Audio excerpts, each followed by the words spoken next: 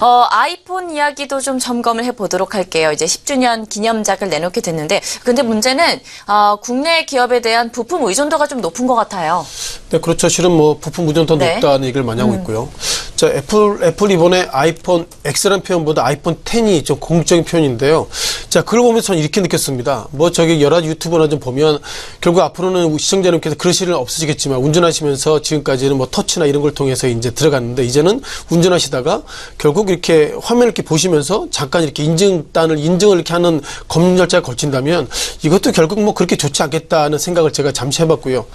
따라서 최근 들어서 아이폰 X 이후에 몇몇 데이터가 예상보다 한국은 좀 긍정적이다 이렇게 좀 의견이 나와서 그런 부분들 리뷰를 좀 들어보겠습니다.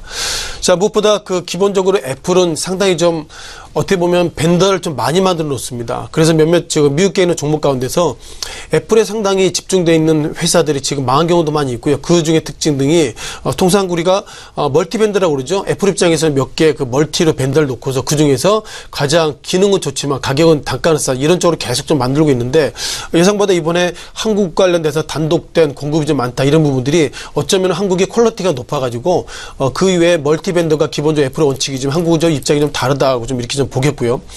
몇몇 종목들이 좀 시장에 좀 눈을 띄고 있습니다. 앞서 말씀드린 것처럼 액정 대신에 이제 유기발광 다이오드 즉 OLED인데요. OLED 쪽은 현재 삼성 디스플레이가 소위 독점식의 모습을 가지고 있어서 이제는 삼성 디스플레이가 애플 상대로 가격, 납품, 기간 이런 부분들을 좀 핸들링할 수 있다 이런 어떤 글이 있는데 다만 애플 입장에서도 바보도 아니기 때문에 어떻게든 락업은 좀 걸어놨다 이렇게 좀 보겠습니다. 또한 이 OLED 같은 경우는 상당히 좀 비싸기 때문에 제가 며칠 전에 말씀드렸겠지만 그만큼 애플 액정이 과거엔 액정이 이제 OLED로 됨으로써 화면이나 이런 부분보다 좋을지 몰라도 이제는 어떻게 보면 액정이 깨지면 지금보다 돈이 많이 들어갈 수 있다 그런 부분들 말씀드려보겠고요. 또한 LG노텍입니다.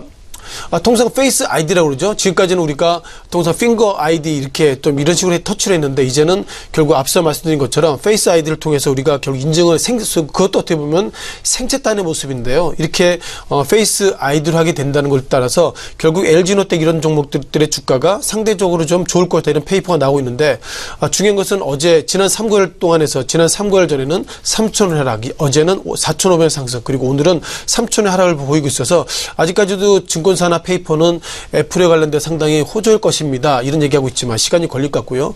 아무래도 현재까지 그러면 보면 아이폰 X 관련돼서 빠르면 올해 말, 늦으면 내년 초 이런 부분과 맞물려 가지고 아직까지도 애플 관련 수혜주는 좀 약간 텀이 좀 아직까지 민감하게 작용하지 않다 이렇게 보겠습니다. 또 낸드 플래시 관련돼서 말씀드려봐야 되겠는데요. 어쩌면 지금 먼저 이걸 먼저 말씀드려봐야 될 것 같습니다. 자, SK하이닉스에 대한 코멘트를 잠깐 좀 드려봐야 되겠는데요. 현재 그 SK하이닉스 관련돼 가지고 현재 도시바 쪽에서 뭐 계약을 하겠다, 계약을 말겠다 이런 코멘트가 있는데 아직까지 이런 부분들이 좀 정리가 안 되는 것 같습니다.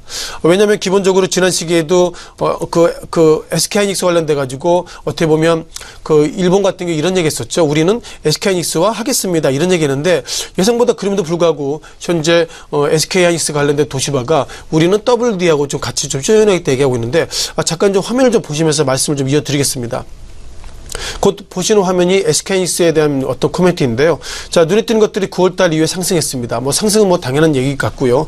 다만 기관들이 상승했습니다만 어저께 기관들이 SK하이닉스를 매도했습니다. 자, 매도 이유가 무엇일지 상당히 좀 고민을 좀 많이 가져야 될 것 같고요. 또한 그 최근 들어서 미국계 페이퍼 가운데서 웨스턴 디지털 어쩌면 도시바가 웨스턴 디지털과 좀 손을 잡겠다 하고 있는데 웨스턴 디지털도 최근 들어서 주가가 좀 하락하고 있어서 제가 볼 때 도시바 메모리 관련돼 가지고 과연 누가 될지 좀 지켜봐야 될 것 같습니다. 잠깐 다시 한번 본론으로 들어가겠는데요. 3D 낸드 이렇게 보시면 되겠습니다. 통상 그 데이터가 들어올 때 일반 그 단독주택으로 데이터를 담는 것이 아니라 이것을 아파트처럼 즉 3D 이 낸드로도 담기 때문에 그만큼 데이터 값을 많이 가지고 있는 것 같고요. 자, 이와 관련된 삼성전자 그리고 SK하이닉스 이런 종목들이 3D 낸드 관련돼서 시장 60% 이상 점유하기 때문에 애플 관련돼서 수혜가 좋을 것입니다. 이런 얘기하고 있습니다만 중요한 것은 아무리 그런 좋은 이벤트가 있더라도 한국발 리스크가 커지기 때문에 여전히 북한발 리스크로 인해서 오늘 시장이 좀 충격을 받고 있는 것 같고요. 다만 앞서 말씀드릴 때보다 유가정보 시장이 그래도 그 종목별 흐름들은 상당히 낙폭이 좀 줄어들었기 때문에 이제 우리가 북한발 리스크의 유가정보 시장이 결국 상승한다면 결국 북한발 리스크에 상당히 둔감해지는 그런 부분들이 좋은 면도 있겠지만 예상보다 우픈 면도 현재 지금 진행되고 있다고 말씀을 드리겠습니다. 네.